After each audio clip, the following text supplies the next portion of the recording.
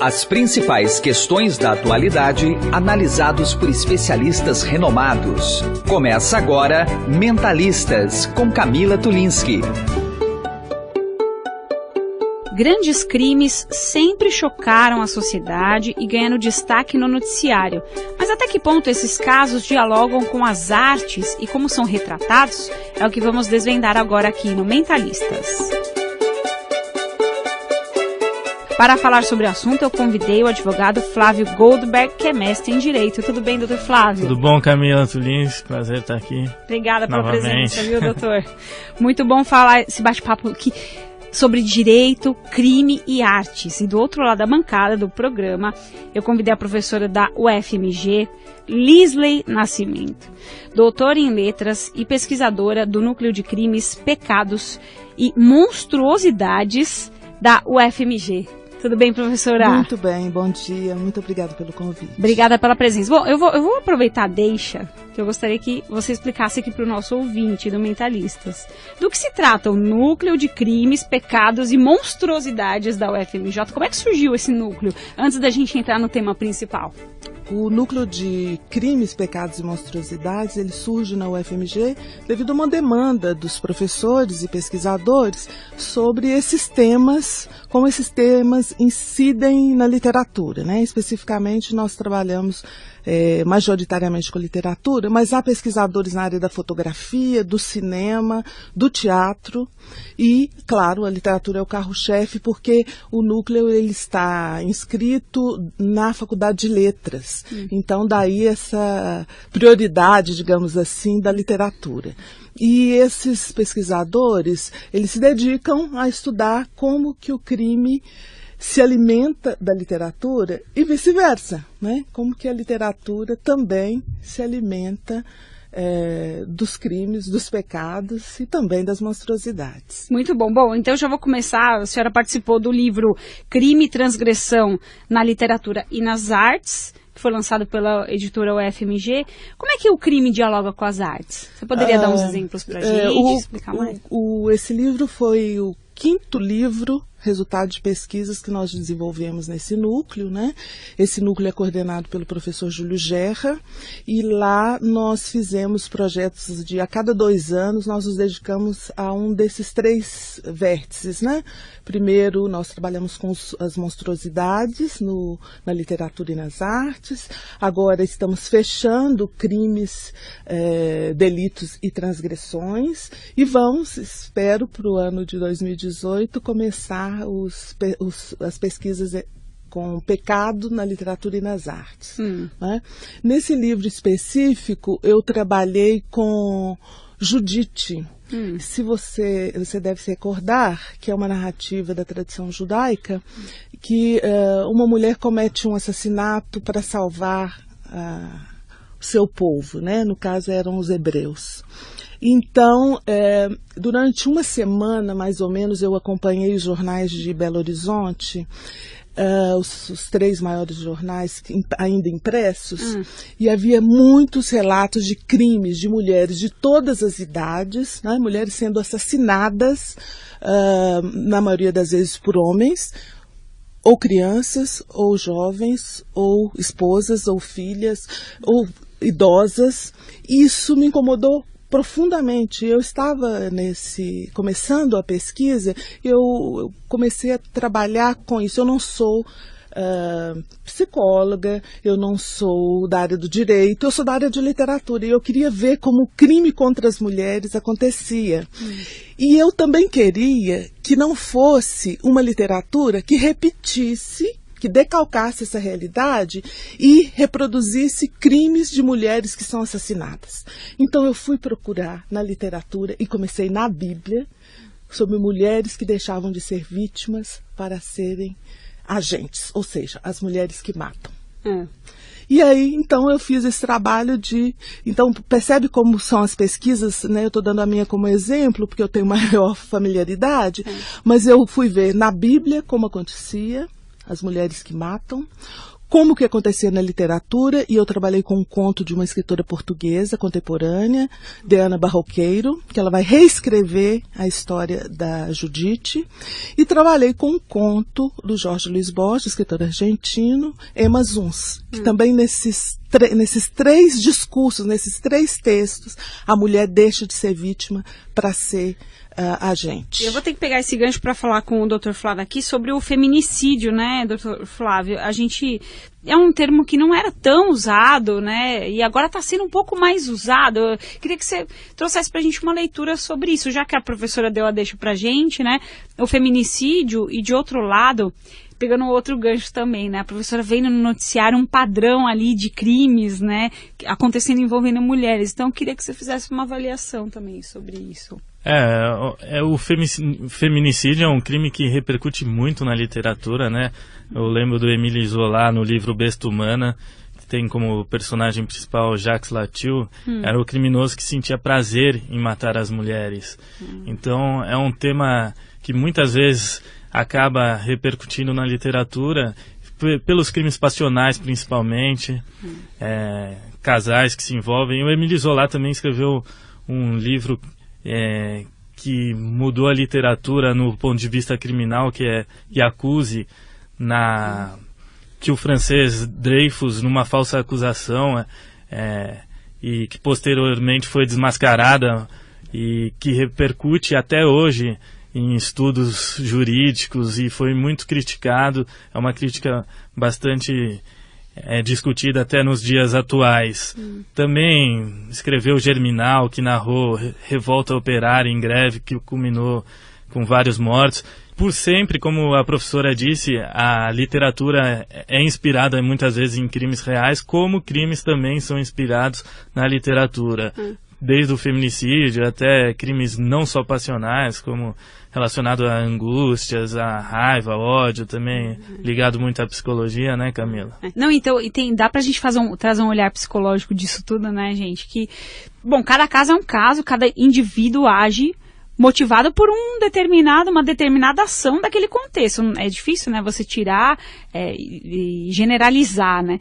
Mas em cada caso é um caso. Vocês citaram aí alguns casos na literatura e também na área criminal, né, de pessoas que, por exemplo, nesse caso que você citou, o homem tinha prazer em matar as mulheres. Então você pode ter alguma leitura, mas teria que ver o histórico dessa pessoa, né, que cometeu o crime. A psicologia aí é um campo que daria para falar muito mais ainda, né, se a gente pensar o indivíduo. Mas acho que para as artes e para a criminologia, ou para a criminalística, eu não sei qual que é o termo que pode ser o mais usado, talvez. Os né? dois temas, as contemplam duas nomenclaturas, né, estão certas. Você precisa de um padrão, né? Ou pelo menos você parte da leitura que desenvolve um padrão, não é, professor? Eu acho interessante que você está falando a respeito da psicologia. É possível analisar o crime a partir de várias abordagens, né?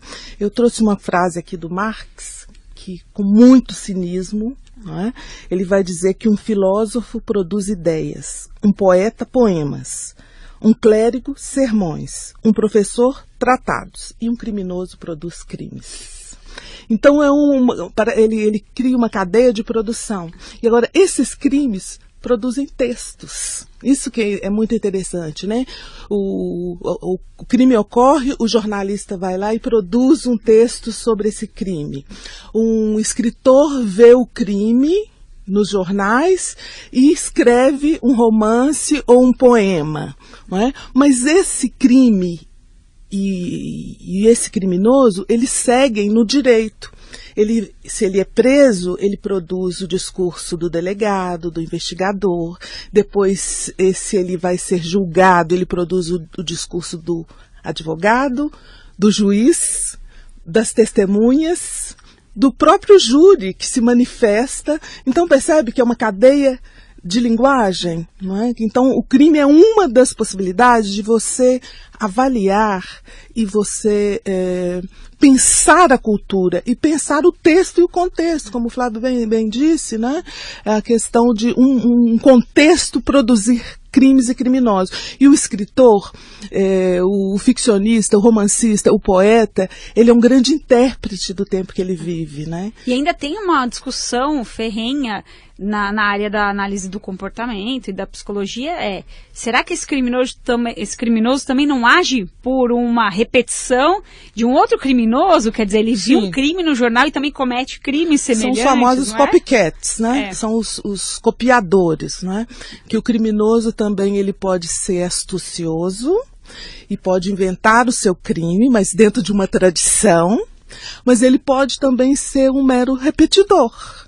Então ele acha alguém na qual ele se inspira e ele começa a repetir. Eu queria lembrar, não sei se você se recorda, daqueles 3 personagens de Goiamuns que fizeram carne humana, matavam as pessoas e faziam as coxinhas para comer, não é? Foi recente. Foi bem recente. Uns 5 anos atrás, por aí, ou né? até menos, eu acho. E foi muito interessante porque esse sujeito, que era o líder, né, o canibal maior, ele escrevia roteiro para cinema, ele filmava e ele publicava os seus textos. Então, além de criminoso, ele era escritor. Em outro caso que eu queria lembrar, que em Minas Gerais nós tivemos um caso de um assassino de mulheres, né? Foi apelidado por maníaco de Contagem, né? Que Contagem é uma cidade, né, do entorno de Belo Horizonte, da Grande Belo Horizonte. E durante o período que ele foi preso, ele recebeu inúmeras cartas, 800 cartas de mulheres e de homens se oferecendo para casar, morar com ele, sustentar, etc. Então, ainda produziu esse tipo de texto. Você imagina que curioso alguém que matou mulheres, várias mulheres, né? Um assassino serial, receber cartas de outras mulheres querendo sustentá-lo e querendo casar com ele, e mulheres falando: você é o genro que eu quis para minha vida, de tão bonito que você era. Não, isso aí é uma coisa assim... É um caso clínico, não só do criminoso e das suas vítimas, mas também dessas mulheres que acabam entrando nesse jogo da sedução do mal, né? E se o nosso ouvinte abrir o jornal agora, nesse momento, enquanto a gente está aqui, né, conversando, vai ver que tem inúmeras cartinhas também para pessoas que estão presas. Sim. Eu queria um olhar também do direito frente a essa questão dos crimes na literatura, Flávio, que você pode trazer para a gente aqui. Quer dizer, como é que é a abordagem criminal na literatura brasileira, e dá para a gente fazer uma análise do ponto de vista de outros países do mundo, por exemplo? Esse encantamento por outras ciências na literatura, tanto o direito como a psicologia, a Camila, que é psicóloga, sabe muito bem, o Shakespeare, que inspirou e ainda inspira a literatura, e as questões psicológicas, o próprio Dante em questões de castigo e culpa. No Brasil temos o Graciliano Ramos, que comenta sobre as angústias e sofrimento que viveu na prisão. Ou seja, são sempre relacionados muito aos sentimentos humanos, né? Tanto o crime quanto na literatura. E, por exemplo, o crime de 171, né, o famoso 171, que é o estelionatário, é aquele cara que seduz a vítima, e a vítima sempre, como diz delegados, assim, são pessoas que estão com um olho gordo, que querem tirar vantagem, e isso é muito refletido não só na literatura como no cinema, e acho que esse enfoque jurídico traz muito, alimenta muito a nossa literatura e a internacional também.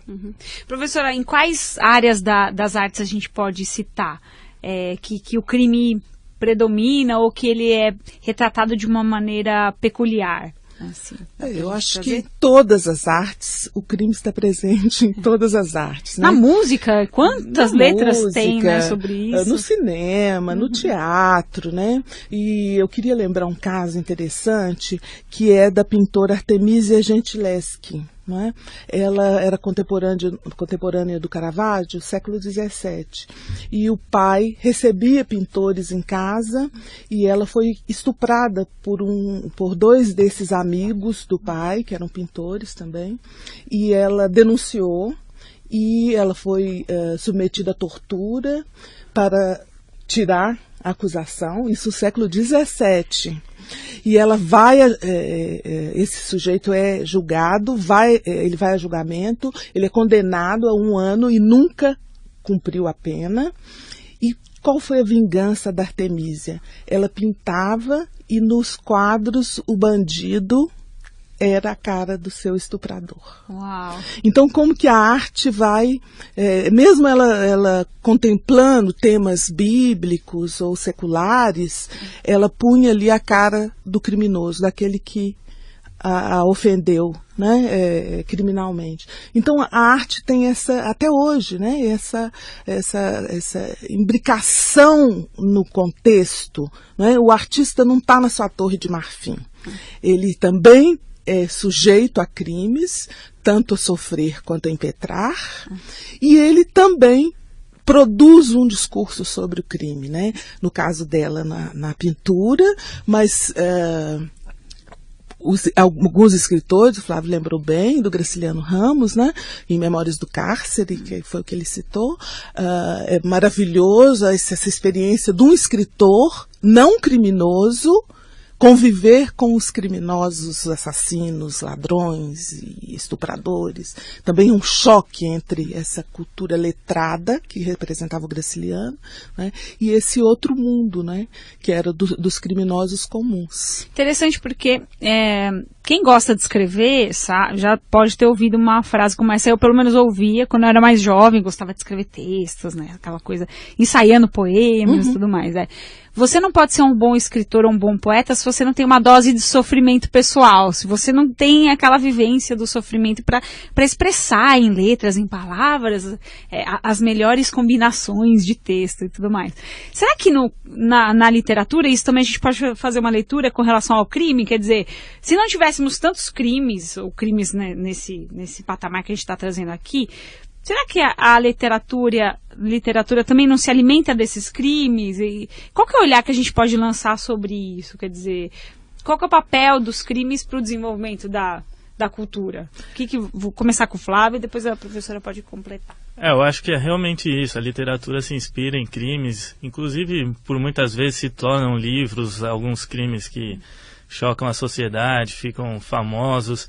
A professora Lisa tinha comentado sobre a questão bíblica, né, os 10 mandamentos, e inclusive tinha me recordado sobre questão que muitas vezes não é mais o crime, por exemplo, o adultério, mas que é uma imoralidade e que foi amplamente discutido na literatura, na mitologia grega, inclusive incesto também, com Édipo. É o que se transforma em estudos na psiquiatria criminal, inclusive o próprio Lombroso, que mudou a questão dos estudos jurídicos, foi muito polêmico, que ele trazia... O que ele trazia? Você pode dar uma pincelada aqui para quem não conhece o Lombroso? Isso, foi muito criticado, né, inclusive até hoje, mas na época foi algo que poderia ter mudado a questão legislativa e o pensamento de como se tornava um criminoso, que a ideia dele era que os próprios aspectos físicos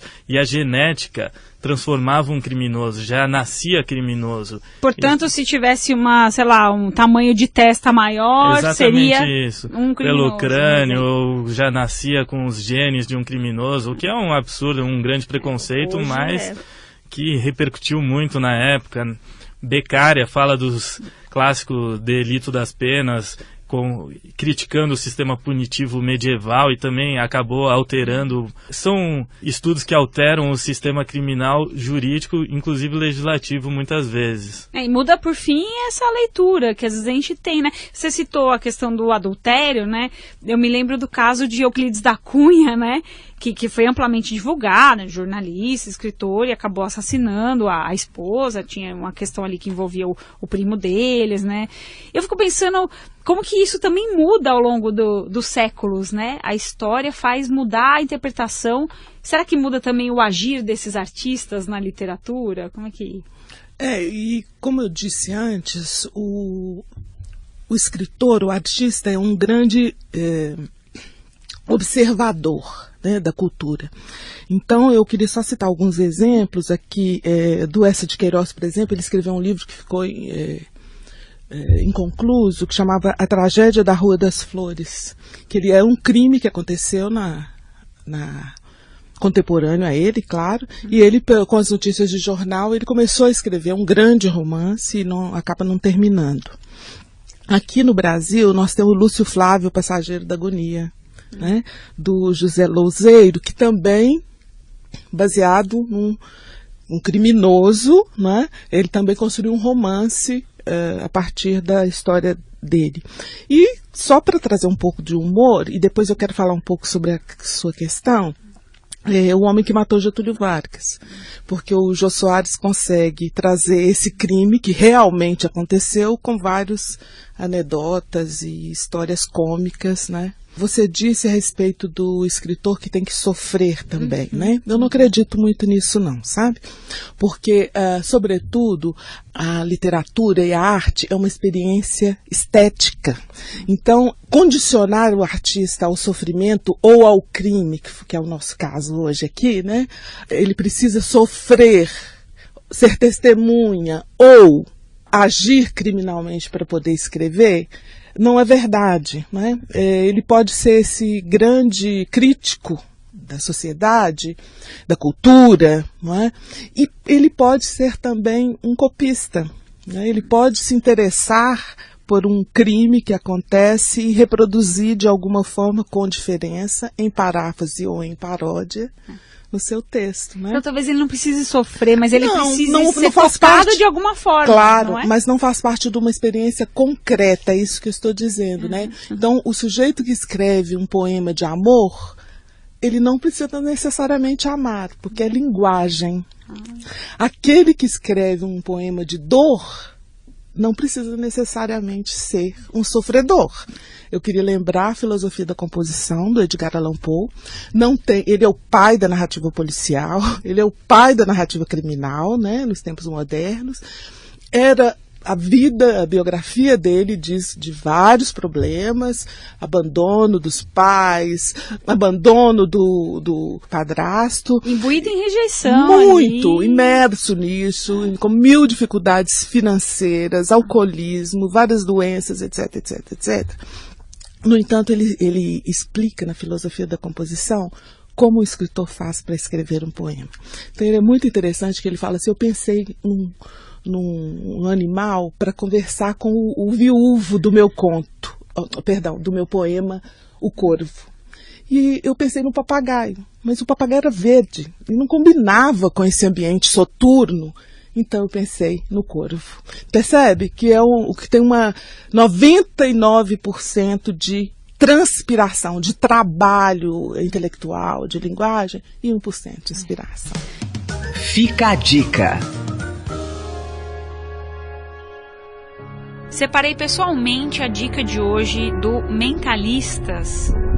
É a série de televisão americana Bates Motel, ou, na tradução para o português, Motel Bates.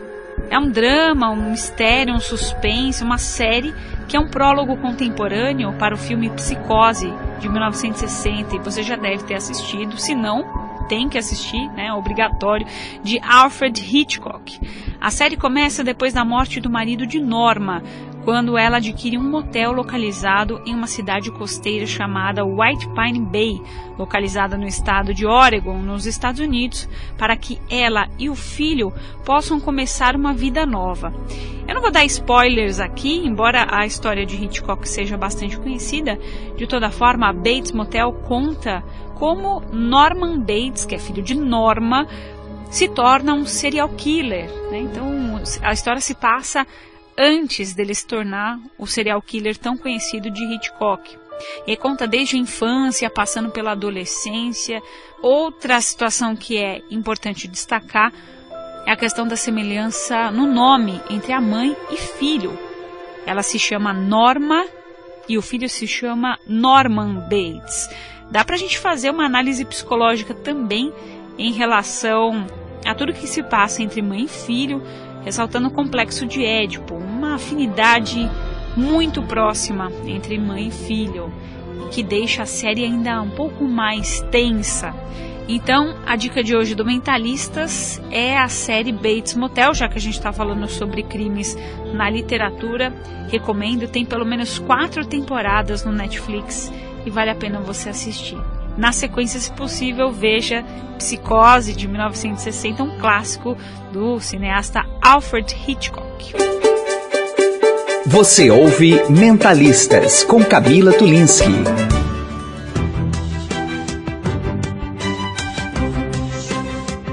Estou conversando aqui no Mentalistas com a professora Lisley Nascimento, doutora em letras e pesquisadora do Núcleo de Crimes, Pecados e Monstruosidades da UFMG, e também o doutor Flávio Goldberg, que é advogado e mestre em Direito. Eu queria trazer uma questão aqui para o doutor Flávio Goldberg sobre as transgressões. Se a gente pode citar para o nosso ouvinte aqui do Mentalistas algumas que mais chocaram, ou que mais são, não sei se a palavra está correta, tá? São mais sedutoras, assim, né? Porque alguns grandes casos a gente vê na mídia, né? E se perpetuam, vão se repetindo, mas você poderia citar alguns casos aí pra gente, desses crimes? Acho que essa palavra que você colocou, Camila, é muito bem posta, a questão da sedução, né? O crime é muito sedutor do ponto de vista literário. Por exemplo, o suicídio, como a professora Lisley falou, por muitas vezes é acobertado e são homicídios e acabam trazendo uma investigativa, narrativa, que acabam depois descobrindo que não era bem o do suicídio. Então tem essa questão da investigação e acaba se tornando histórias muito complexas. Na própria ditadura temos vários exemplos. O Stefan Zweig, que foi o escritor do Brasil, País do Futuro, que foi tido como suicida, foi enterrado em cemitérios de suicídio, que como judeu separado, e há hoje em dia muitos indícios e provas que ele foi assassinado. Essa é uma tese defendida por muitas pessoas, por muitos escritores, e é uma grande polêmica o porquê que ele foi posto como suicida, a quem interessava isso, a quem encobertou. E há vários outros exemplos para isso. Na área do direito, você que está bem próximo aí do mundo acadêmico, doutor Flávio, existe uma atração também dos profissionais do direito pela área criminal? Existe essa sedução por parte dos profissionais de direito pelos crimes também? Eu acho que todo mundo que entra na faculdade de direito, a primeira coisa que pensa é: você é advogado criminal. É bem sedutor, desde os filmes que mostram nos tribunais as defesas dos grandes advogados em crimes de grande repercussão. Depois vai vendo que não é tão sedutor assim e acaba se afastando. Mas realmente, à primeira vista, os advogados querem realmente o direito criminal justamente pelos filmes, escritos, livros, artigos que encantam todo mundo do ponto de vista de interesse cultural. Eu fico pensando até essa questão dos júris, né, dos julgamentos. A gente teve aí, eu vou puxar casos recentes do noticiário, que eu lembro bastante, do crime da Isabela Nardoni, uma menininha que foi arremessada da janela do 8º andar. E o tribunal do júri entendeu que o pai e a madrasta foram culpados depois de um julgamento intenso ali, com cobertura ampla da mídia e a sociedade participando e querendo assistir como se fosse uma novela, né? Já tudo virou que acontecia livro. Virou livro e tem ensaios para peças de teatro, para filmes, etc. e tal. E tem o caso da Suzanne von Richthofen também, que planejou a morte dos pais, também confessa, junto com o namorado na época, e o irmão do namorado, que os dois ficaram conhecidos como irmãos cravinhos e tudo mais, né? Então, tem essa coisa da sociedade também querer fazer parte, é como se a sociedade quisesse fazer parte dessa história, né, Flávio? E acompanhar como se fosse uma novela, um livro, talvez, né?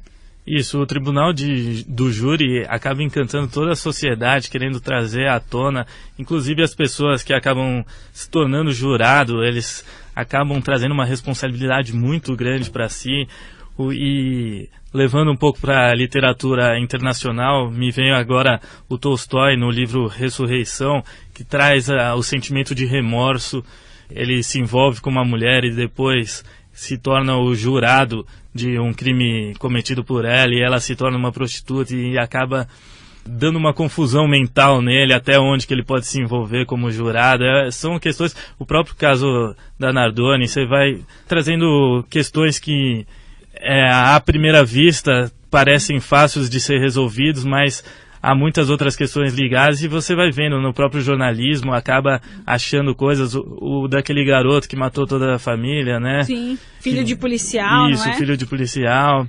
Que até hoje não ficou bem esclarecido se foi o menino ou não, né? Tem várias pontas soltas aí desse caso. Que acaba trazendo jornalismo investigativo, que também é outra ciência que entrelaça aqui com o direito, com a literatura. E posso dizer, Flávio, que é tão sedutor quanto os profissionais de direito querendo ir para a área criminal, é um jornalista começar indo para a área investigativa, que realmente também é essa mesma sedução, porque eu faço parte desse universo. Queria aproveitar esse gancho do Dr. Flávio, professora.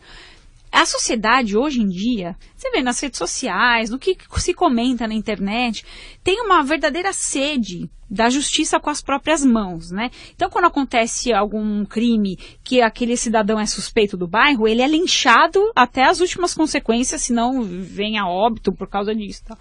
No caso do tribunal do júri, a gente pode fazer uma análise assim, bem rasa, que talvez o corpo de sentença, o conselho de sentença ali formado por pessoas da sociedade, seja essa justiça com as próprias mãos, mas ali bem timidazinha num caso específico, né? Então, são pessoas da sociedade que vão ou não condenar aquela pessoa. Na literatura, a gente pode observar esse tipo de situação, quer dizer, claro que a literatura dialoga muito com o crime em geral, mas e com essa justiça, essa questão da justiça pelas próprias mãos, ou a sede de justiça dessa sociedade? A literatura transpira isso também? Também, mas eu queria começar um pouquinho antes, que é nessa questão do nosso retorno a um passado selvagem, né? Então, ao primitivo, aos sentimentos ao primitivos, olho né? por olho, dente por dente, não é? Então há algumas teses de que quando falha a justiça de Estado, então o cidadão comum se vê no direito de punir o criminoso, quem ele julga que é criminoso, né? Mas como eu só posso dizer da literatura, eu queria citar um romance que estou estudando agora, que se chama República Paradiso, Crimes e Mistérios. É um primeiro romance do escritor chamado Sérgio Lang. É um belo romance no sentido de bem escrito. E é exatamente um crime que acontece nos anos 60. É um crime ficcional, né? Uma criança de 9 anos é assassinada em Ouro Preto e o seu corpo é jogado, emasculado, né? Uma criança que foi capada no átrio da igreja. Nessa igreja havia um padre que já havia rumores de homossexualidade e pedofilia. Ele é preso como o criminoso, sem nem investigação nem nada, e a população da cidade invade a delegacia e mata o padre por enforcamento. Então eu vou dar um spoiler do romance. Pode dar. Porque é muito importante como essa história é contada, não certo. Só o resultado, né? Uhum. E 30 anos depois, na década de 90, um jornalista vai fazer a investigação do crime e vai descobrir que não é o padre que matou. Então, você vê toda e isso reverbera na pena de morte, por exemplo, né? Em países como o Brasil, ou mesmo os Estados Unidos, em que alguns estados afiançam a pena de morte, né? Há casos de erros judiciários terríveis, não é? Então, há sim, eu concordo com você, essa sede de fazer justiça com a própria mão, mas esse não é o caminho ideal, sabe? Porque você vai e acaba cometendo um segundo crime. Né? E não interessa se o sujeito é assassino, estuprador, você acaba como alguém de uma sã consciência do bem cometendo o mal. Essa análise que a gente fez, Flávio, da questão dos jurados no Tribunal do Júri terem um pouco desse sentimento, né? Eles vão com um pouco desse sentimento, porque, principalmente quando é um grande caso, que o jurado já foi munido de algumas informações, né? Eu sei que muitas vezes o jurado fica 7 dias ali, incomunicável, não é assim que funciona? Então, qual que é o seu olhar frente a isso também? Acho muito pertinente trazer o olho por olho, dente por dente, a lei de Italião, que hoje em dia não é mais legalmente aceito, né? Hoje é excesso de legítima defesa e punir corporalmente não é acessível nos dias de hoje, apenas na época medieval. Isso do jurado já ir com aquela vontade externa de externalizar os sentimentos, acaba tendo tantas frustrações diárias, vendo o crime abundante que há na sociedade e acaba querendo, muitas vezes, descontar em quem está sendo julgado. E isso é um grande perigo, né? A isenção acaba, por mais que você possa escolher, o advogado possa escolher alguns jurados quando entende que esses possam ter alguma suspeição, acaba trazendo um vício no processo. E é muito perigoso. O tribunal de júri, por muitas pessoas, é contestável, mas, por outro lado, é trazer a sociedade para o poder judiciário e não deixar na mão apenas dos juízes, também é um ponto muito relevante que tem que ser trazido. Professor, no início do nosso bate-papo, você tinha trazido para a gente a questão da monstruosidade, crimes e delitos e transgressões e o pecado. Agora eu queria puxar para o pecado, né? Como é que o pecado é retratado na literatura e como é que ele dialoga também com esses crimes, né? Então, eu te falei que no pecado nós ainda vamos começar dá pra gente a estudar, claro. Aí, o que acontece é que nossa sociedade está imersa numa cultura judaico-cristã, não é? Então, o que é pecado nos 10 mandamentos, na Bíblia, por exemplo, migrou, de certa forma, para o direito. Né?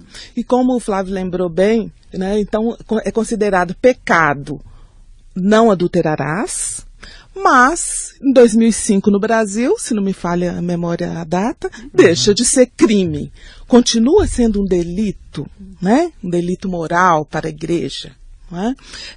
Os pecados capitais, né, não estão legislados nem na Bíblia e nem em códigos de leis. Usura, luxúria e outros tantos, né? Orgulho. Então, o que acontece é que isso tudo é matéria para a literatura. Né? Os grandes escritores tomam essas grandes questões, que são questões filosóficas, morais, não é? Legais, certamente, para construir suas histórias. Né? E eu estou lembrando o Crime e Castigo, o Macbeth, o Otelo, né? Que o grande propulsor do Otelo é o ciúme, mas que acaba em assassinato. Né?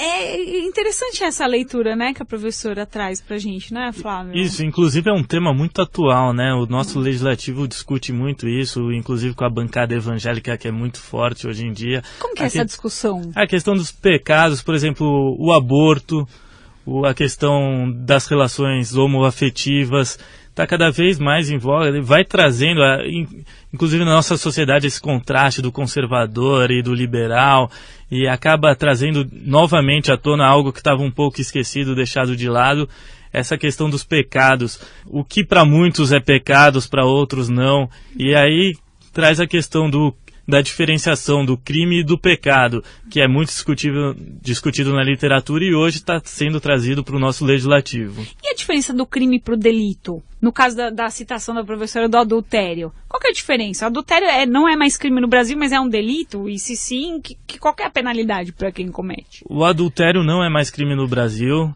porém a bigamia é crime. Ninguém pode se casar mais de uma vez. O adultério não se torna mais crime porque deixava muito vulnerável a situação da mulher, que por muitas vezes o homem acabava não sustentando a relação adulterina.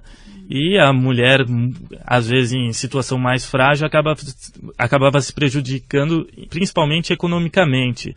Acabava tendo nenhum respaldo, inclusive se tivesse filhos, a questão de pensão alimentícia, acabava deixando ela muito vulnerável. Por isso que há esse contraste, inclusive civilmente, o adultério também não é, apesar de não ser bom visto pela sociedade, tem que dar o respaldo para as famílias paralelas, como é chamada no direito de família. Que curioso, né, professora? Muito curioso. Agora, no senso comum, nós falamos e ouvimos muito uma ausência de distinção entre crime, delito e transgressão, né? Há alguma sutil diferença, né? O crime é aquele que é cometido contra uma lei, que existe uma lei. O delito já é um delito contra uma questão moral, basicamente. Então, uma infração de trânsito, por exemplo. Uma infração não é um crime, né? Mas pode ser se, por exemplo, você bate o carro e omite socorro. Quando você fala em transgressão, é uma coisa mais geral. Ela envolve tanto o crime quanto o delito moral. Então, no senso comum, a gente usa a mesma coisa, né? Mas existe alguma pequena diferença, né? Infelizmente a gente está na reta final, mas eu não quero desperdiçar. Eu não quero desperdiçar. Eu sei que hoje vocês trouxeram muitas referências, né, de pessoas ali. Eu queria que vocês deixassem algumas dicas aqui para o nosso ouvinte que quiser se aprofundar mais sobre isso, a literatura e o crime na literatura, ou também o direito e a literatura. Vocês poderiam deixar algumas dicas para a gente, ou de leitura, ou de filmes? Eu vou começar com a professora e depois o Dr. Flávio pode falar. Então, eu quero citar basicamente um livro que chama Corpo de Delito, de uma crítica argentina chamada Josefina Ludmer. Esse livro tem tradução no Brasil, feito pela editora da UFMG. É um livro interessantíssimo, que trata não só do crime na literatura, mas do crime na política. Então vale a pena e é um livro fundamental. A dica que eu dou, além dos escritores do meio jurídico, que acho que fica mais interessante para quem está no meio, mas na filosofia, por exemplo, livros de Dostoiévski, Schopenhauer, que traz não só os crimes, mas também com os fatores internos dos criminosos, angústia, crimes passionais, livros de Dostoiévski, o calor, aquela vazão, o ambiente, os detalhes, né, geográficos, temporais. É muito interessante se aprofundar externos, na própria filosofia. E internos, exatamente, né? Porque você tem também a questão do remorso, como no crime e castigo, né? Então você tem uma ambientação externa e uma ambientação interna também, né? Que a literatura brasileira, com Graciliano Ramos, Machado de Assis, tem grandes transgressores, criminosos, e é muito interessante. Agradecendo a participação da professora Lisley Nascimento, doutora em letras e pesquisadora do Núcleo de Crimes, Pecados e Monstruosidades da UFMG, e também do advogado Flávio Goldberg, mestre em Direito. Obrigada pela presença de vocês, viu? Muito obrigada. Um prazer conversar com vocês. O Mentalistas desta semana, na versão podcast, fica por aqui, mas você pode ouvir esta e todas as outras edições no nosso site estadão.com.br. A apresentação e produção do Mentalistas é minha, Camila Tulinski, o editor de jornalismo do Grupo Estado, João Fábio Caminoto. Até uma próxima. Você ouviu Mentalistas com Camila Tulinski.